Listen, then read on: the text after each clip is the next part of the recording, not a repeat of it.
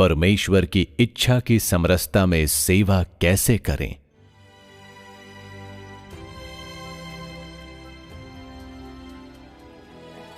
आज हम प्राथमिक रूप से संवाद करेंगे कि लोगों को परमेश्वर पर अपने विश्वास में परमेश्वर की सेवा कैसे करनी चाहिए, किन शर्तों को पूरा किया जाना चाहिए और उन लोगों के द्वारा क्या समझा जाना चाहिए जो परमेश्वर की सेवा करते हैं, और तुम लोगों की सेवा में कौन कौन से विचलन हैं।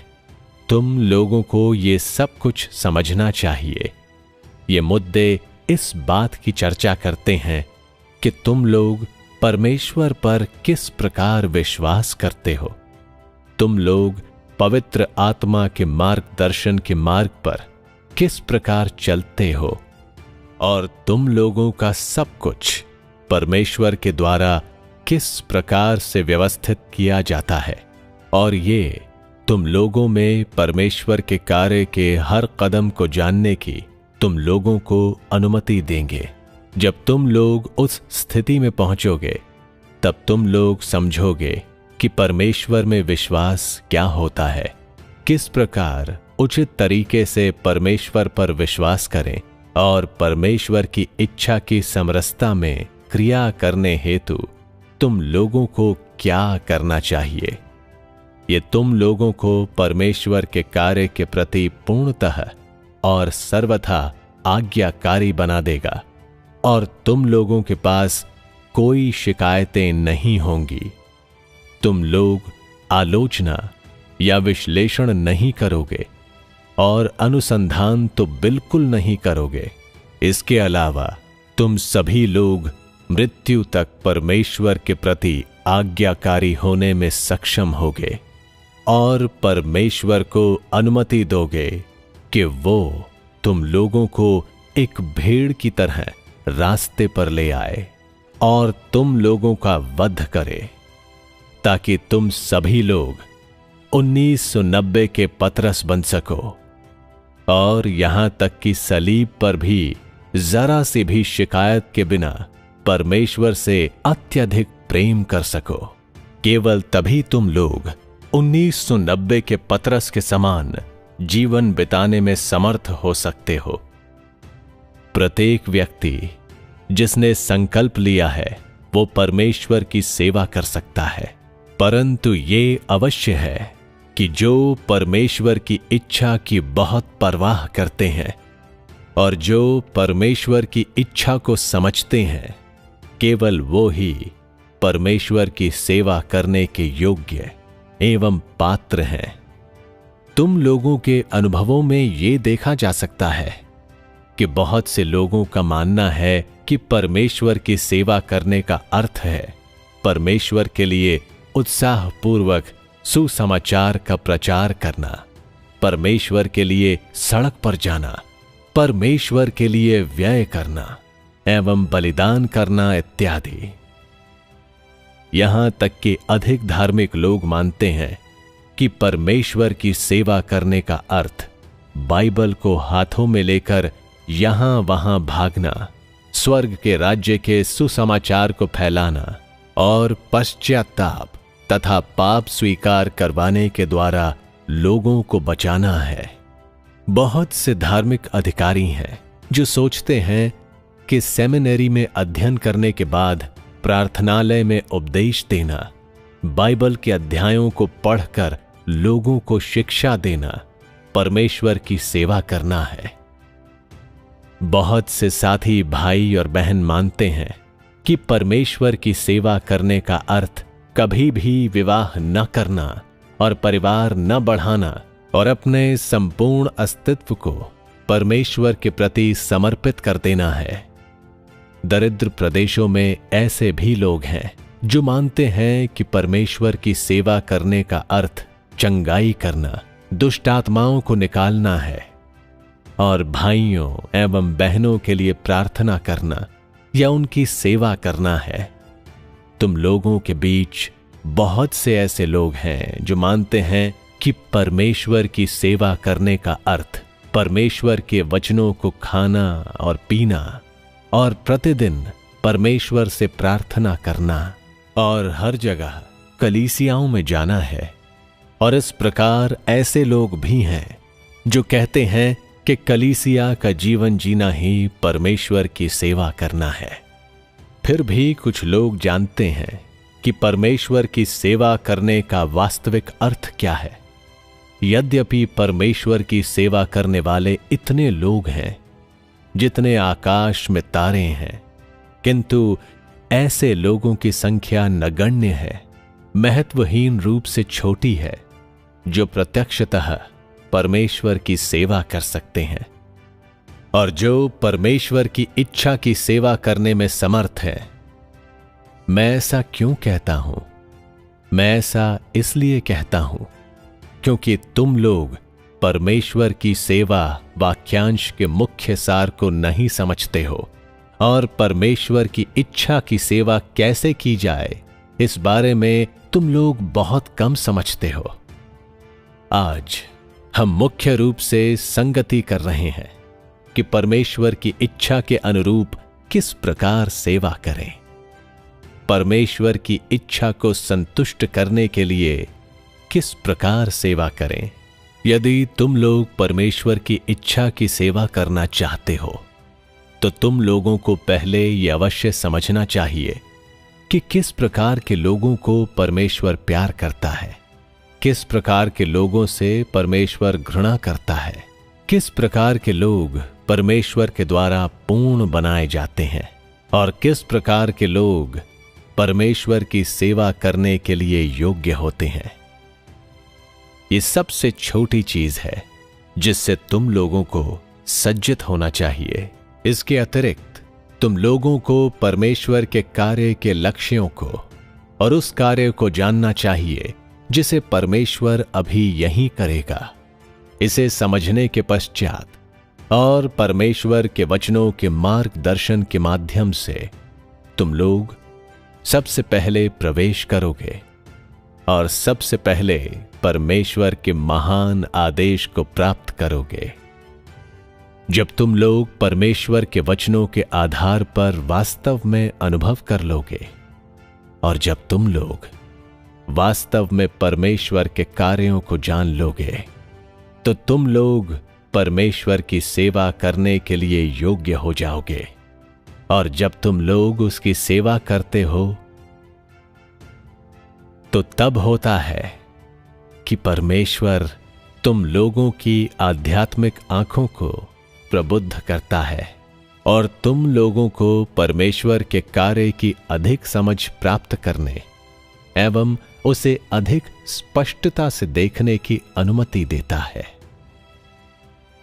जब तुम इस वास्तविकता में प्रवेश करते हो तो तुम्हारे अनुभव अधिक गंभीर एवं वास्तविक हो जाएंगे और तुम लोगों में से वो सभी जिन्हें इस प्रकार के अनुभव हुए हैं वे कलीसियाओं के बीच आने जाने और तुम लोगों के भाइयों और बहनों को तुम लोगों की स्वयं की कमियों को पूरा करने के लिए दूसरे की मजबूतियों पर प्रत्येक पक्ष का चित्रांकन प्रदान करने और तुम लोगों की आत्माओं में एक अधिक समृद्ध ज्ञान प्राप्त करने में समर्थ हो जाएंगे। केवल इस प्रभाव को प्राप्त करने के बाद ही तुम लोग परमेश्वर की इच्छा की सेवा करने और अपनी सेवा के दौरान परमेश्वर के द्वारा पूर्ण बनाए जाने के योग्य बनोगे। जो परमेश्वर की सेवा करते हैं वो परमेश्वर के अंतरंग होने चाहिए, वे परमेश्वर के प्यारे होने चाहिए और उन्हें परमेश्वर के प्रति अत्यंत वफादारी के लिए सक्षम होना चाहिए। इस बात की परवाह किए बिना कि तुम लोगों के पीठ पीछे कार्यकलाप करते हो या उनके सामने तुम परमेश्वर के सामने परमेश्वर के आनंद को प्राप्त करने में समर्थ हो, तुम परमेश्वर के सामने अडिग रहने में समर्थ हो और इस बात की परवाह किए बिना कि अन्य लोग तुम्हारे साथ कैसा व्यवहार करते हैं, तुम हमेशा अपने स्वयं के मार्ग पर चलते हो। और परमेश्वर की जिम्मेदारी का पूरा ध्यान रखते हो। केवल यह ही परमेश्वर का एक अंतरंग है। यह है कि परमेश्वर के अंतरंग ही सीधे तौर पर उसकी सेवा करने में समर्थ हैं, क्योंकि उन्हें परमेश्वर का महान आदेश और परमेश्वर की जिम्मेदारी दी गई है। वे परमेश्वर के हृदय को अपने स्वयं के हृदय के रूप में मानने और परमेश्वर की जिम्मेदारी को अपनी मानने में समर्थ हैं, और वे इस बात पर कोई विचार नहीं करते कि उन्हें संभावना प्राप्त होगी या खो जाएगी। यहां तक कि जब उनके पास संभावित नहीं होती है और वे कुछ भी प्राप्त नहीं करेंगे, तब भी वे एक प्रेममय हृदय के साथ हमेशा परमेश्वर में विश्वास करेंगे। और इसलिए इस प्रकार का व्यक्ति परमेश्वर का अंतरंग है। परमेश्वर के अंतरंग उसके विश्वास पात्र भी हैं। केवल परमेश्वर के विश्वास पात्र ही उसकी बेचैनी, उसकी चाहतों को साझा कर सकते हैं। और यद्यपि उनकी देह दुखदाई और कमजोर है, फिर भी वे परमेश्वर को संतुष्ट करने के लिए दर्द को सहन कर सकते हैं एवं उसे छोड़ सकते हैं जिससे वे प्रेम करते हैं। परमेश्वर ऐसे लोगों को और भी अधिक जिम्मेदारी देता है, और वो जो परमेश्वर करेगा वो इन लोगों के माध्यम से प्रकट होता है। इस प्रकार ये लोग परमेश्वर के प्यारे हैं। वे परमेश्वर के सेवक हैं जो उसके हृदय के अनुरूप है, और केवल ऐसे ही लोग परमेश्वर के साथ साथ शासन कर सकते हैं।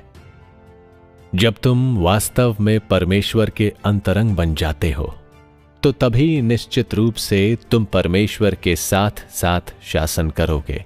यीशु परमेश्वर के आदेश समस्त मानव जाति के छुटकारे के कर्म को पूरा करने में समर्थ था, क्योंकि उसने अपनी व्यक्तिगत योजनाओं एवं विचारों के बिना परमेश्वर की इच्छा की पूरी परवाह की।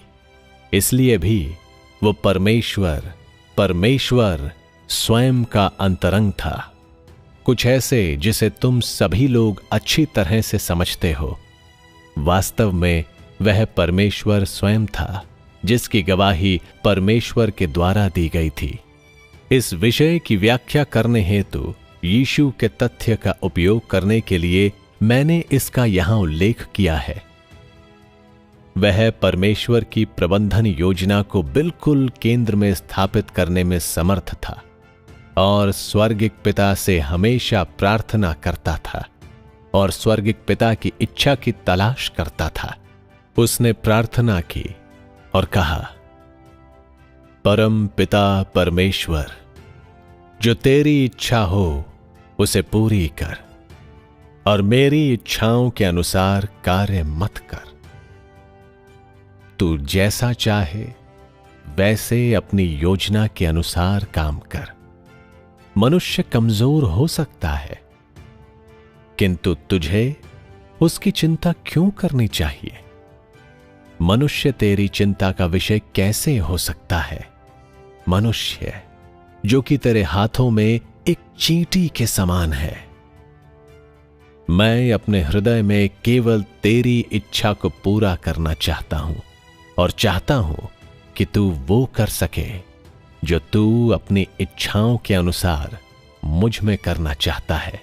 यरूशलेम जाने के मार्ग पर यीशु ने संताप में महसूस किया, मानो कि कोई एक नश्तर उसके हृदय में भोंक दिया गया हो।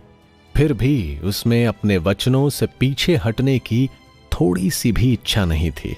हमेशा से एक सामर्थ्यवान ताकत थी जो उसे लगातार उस ओर आगे बढ़ने के लिए बाध्य कर रही थी जहां उसे सलीब पर चढ़ाया जाएगा। अंततः उसे सलीब पर चढ़ा दिया गया और वह मानव जाति के छुटकारे के कार्य को पूरा करते हुए तथा मृत्यु एवं अधोलोक के बंधनों से ऊपर उठते हुए पापमय देह से सदृश बन गया। उसके सामने नैतिकता, नरक और अधोलोक ने अपनी सामर्थ्य खो दी और उसके द्वारा परास्त हो गए थे। वो 33 वर्षों तक जीवित रहा। पूरे समयकाल में उसने उस वक्त परमेश्वर के कार्य के अनुसार परमेश्वर की इच्छा पूरी करने के लिए अपने व्यक्तिगत लाभ या नुकसान के बारे में कभी विचार नहीं करते हुए और हमेशा परम पिता परमेश्वर की इच्छा के बारे में सोचते हुए हमेशा अपना अधिकतम प्रयास किया। इस प्रकार उसका बपतिस्मा हो जाने के बाद परमेश्वर ने कहा, यह मेरा प्रिय पुत्र है जिससे मैं अत्यंत प्रसन्न हूं। परमेश्वर के सामने उसकी सेवा के कारण, जो परमेश्वर की इच्छा की समरसता में थी, परमेश्वर ने उसके कंधों पर समस्त मानव जाति के छुटकारे की भारी जिम्मेदारी डाल दी और उसे पूरा करने के लिए उसे आगे बढ़ा दिया, और वह इस महत्वपूर्ण कार्य को पूरा करने के लिए योग्य एवं पात्र था। अपने पूरे जीवन काल में उसने ईश्वर के लिए अपरिमित कष्ट सहा और उसे शैतान के द्वारा अनगिनत बार प्रलोभित किया गया, किंतु वह कभी भी निरुत्साहित नहीं हुआ। परमेश्वर ने उसे ऐसा कार्य इसलिए दिया था क्योंकि वह उस पर भरोसा करता था, उससे प्रेम करता था, और इसलिए परमेश्वर ने व्यक्तिगत रूप से कहा, ये मेरा प्रिय पुत्र है जिससे मैं अत्यंत प्रसन्न हूं। उस समय केवल यीशु ही इस आदेश को पूरा कर सकता था, और यह अनुग्रह के युग में परमेश्वर के द्वारा पूर्ण किए गए समस्त मानव जाति के छुटकारे के उसके कार्य का एक भाग था। यदि यीशु के समान तुम लोग परमेश्वर की जिम्मेदारी पर पूरा ध्यान देने में समर्थ हो और अपनी देह से मुंह मोड़ लो, तो परमेश्वर अपना महत्वपूर्ण कार्य तुम लोगों को सौंप देगा, ताकि तुम लोग परमेश्वर की सेवा करने की शर्तों को पूरा करोगे। केवल ऐसी परिस्थितियों में ही तुम लोगों में ये कहने की हिम्मत होगी कि तुम लोग परमेश्वर की इच्छा को पूरा कर रहे हो एवं उसके आदेश को पूरा कर रहे हो। केवल तभी तुम लोग ये कहने की हिम्मत करोगे कि तुम लोग सचमुच में परमेश्वर की सेवा कर रहे हो। यीशु के उदाहरण की तुलना में क्या तुम में ये कहने की हिम्मत है कि तुम परमेश्वर के अंतरंग हो? क्या तुम में ये कहने की हिम्मत है कि तुम परमेश्वर की इच्छा को पूरा कर रहे हो? क्या तुम में ये कहने की हिम्मत है कि तुम सचमुच परमेश्वर की सेवा कर रहे हो? आज यदि तुम परमेश्वर के प्रति ऐसी सेवा को नहीं समझते हो, तो क्या तुम में ये कहने की हिम्मत है कि तुम परमेश्वर के अंतरंग हो? यदि तुम कहते हो कि तुम परमेश्वर की सेवा करते हो, तो क्या तुम उसके विरुद्ध ईर्ष्या निंदा नहीं करते हो? इसके बारे में विचार करो। क्या तुम परमेश्वर की सेवा कर रहे हो या स्वयं की सेवा कर रहे हो? तुम शैतान की सेवा करते हो, फिर भी तुम ढिठाई से कहते हो कि तुम परमेश्वर की सेवा कर रहे हो। इसमें क्या तुम परमेश्वर की ईर्ष्या निंदा नहीं कर रहे हो? मेरी पीठ पीछे बहुत से लोग हैसियत के आशीष का लोभ करते हैं। वे ठूस ठूस कर खाना खाते हैं, वे नींद से प्यार करते हैं तथा देह पर बहुत ध्यान देते हैं। हमेशा भयभीत रहते हैं कि देह से बाहर कोई मार्ग नहीं है। वे कलीसिया में अपना सामान्य प्रकार नहीं करते हैं और मुफ्त में खाते हैं, या अन्यथा मेरे वचनों से अपने भाइयों एवं बहनों की भर्त्सना करते हैं। वे ऊंचे स्थान में खड़े होते हैं तथा दूसरों के ऊपर आधिपत्य जताते हैं। ये लोग निरंतर कहते रहते हैं, कि वे परमेश्वर की इच्छा को पूरा कर रहे हैं। वे हमेशा कहते हैं कि वे परमेश्वर के अंतरंग हैं। क्या ये बेतुका नहीं है? यदि तुम्हारे पास सही प्रेरणाएं हैं किंतु तुम परमेश्वर की इच्छा की सेवा करने में असमर्थ हो तो तुम मूर्ख हो। किंतु यदि तुम्हारी प्रेरणाएं सही नहीं हैं और तुम तब भी कहते हो कि तुम परमेश्वर की सेवा करते हो तो तुम एक ऐसे व्यक्ति हो जो परमेश्वर का विरोध करता है और तुम्हें परमेश्वर के द्वारा दंडित किया जाना चाहिए। ऐसे लोगों के लिए मेरे पास कोई सहानुभूति नहीं है। परमेश्वर के घर में वे मुफ्त में भोजन करते हैं और हमेशा देह के आराम का लोभ करते हैं और परमेश्वर की रुचियों पर कोई विचार नहीं करते हैं। वो हमेशा उसकी खोज करते हैं जो उनके लिए अच्छा है।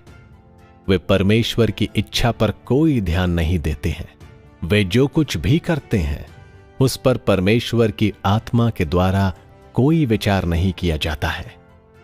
वे हमेशा अपने भाइयों एवं बहनों के विरुद्ध चालाकी और साजिश करते रहते हैं और दो मुहे होकर वे दाख की बाड़ी में लोमड़ी के समान हमेशा अंगूरों को चुराते हैं और दाख की बाड़ी को कुचलते हैं। क्या ऐसे लोग परमेश्वर के अंतरंग हो सकते हैं? क्या तुम परमेश्वर की आशीषों को प्राप्त करने के लायक हो? तुम अपने जीवन एवं कलीसिया के लिए कोई उत्तरदायित्व नहीं लेते हो। क्या तुम परमेश्वर के आदेश को लेने लायक हो? कौन तुम जैसे व्यक्ति पर भरोसा करने की हिम्मत करेगा? जब तुम इस प्रकार से सेवा करते हो तो क्या परमेश्वर तुम्हें बड़ा काम देने की हिम्मत कर सकता है? क्या तुम चीजों में विलंब नहीं कर रहे हो? मैं ऐसा कहता हूं ताकि तुम लोग जान लो कि परमेश्वर की इच्छा की समरसता में सेवा करने के लिए कौन सी शर्तों को पूरा अवश्य करना चाहिए। यदि तुम लोग अपना हृदय परमेश्वर को नहीं देते हो, यदि तुम लोग यीशु की तरह परमेश्वर की इच्छा की पूरी परवाह नहीं करते हो, तो तुम लोगों पर परमेश्वर के द्वारा भरोसा नहीं किया जा सकता है और अंततः परमेश्वर द्वारा तुम्हारा न्याय किया जाएगा। शायद आज परमेश्वर के प्रति तुम्हारी सेवा में तुम हमेशा से परमेश्वर को धोखा देने के इरादे को आश्रय देते हो, किंतु परमेश्वर तब भी तुम्हें ध्यान में रखेगा। संक्षेप में इन सभी बातों की परवाह किए बिना यदि तुम परमेश्वर को धोखा देते हो तो तुम्हारे ऊपर क्रूर न्याय पड़ेगा। तुम लोगों को परमेश्वर की सेवा के सही मार्ग पर अभी अभी प्रवेश करने का लाभ सबसे पहले परमेश्वर को अपने हृदय विभाजित वफादारी के बिना देने के लिए उठाना चाहिए। इस बात की परवाह किए बिना कि तुम परमेश्वर के सामने हो या लोगों के सामने हो, तुम्हारे हृदय को हमेशा परमेश्वर के सम्मुख होना चाहिए और तुम्हारा यीशु के समान परमेश्वर से प्रेम करने का संकल्प होना चाहिए। इस तरीके से परमेश्वर तुम्हें पूर्ण बनाएगा ताकि तुम परमेश्वर के ऐसे सेवक बन जाओ जो उसके हृदय के अनुकूल हो। यदि तुम परमेश्वर के द्वारा वास्तव में पूर्ण बनाए जाना और अपनी सेवा को उसकी इच्छा की समरसता में होना चाहते हो, तो परमेश्वर के प्रति विश्वास के बारे में तुम्हें अपने पूर्व दृष्टिकोण को बदलना चाहिए और जिस तरीके से तुम परमेश्वर की सेवा किया करते थे उसे बदलना चाहिए ताकि परमेश्वर द्वारा तुम्हें अधिक से अधिक पूर्ण बनाया जाए। इस तरीके से परमेश्वर तुम्हें नहीं त्यागेगा और पतरस के समान तुम उन लोगों की पंक्ति में सबसे आगे होगे जो परमेश्वर से प्रेम करते हैं। यदि तुम पश्चाताप नहीं करते हो तो तुम्हारा अंत यहूदा के समान होगा। इसे उन सभी लोगों को समझ लेना चाहिए जो परमेश्वर में विश्वास करते हैं।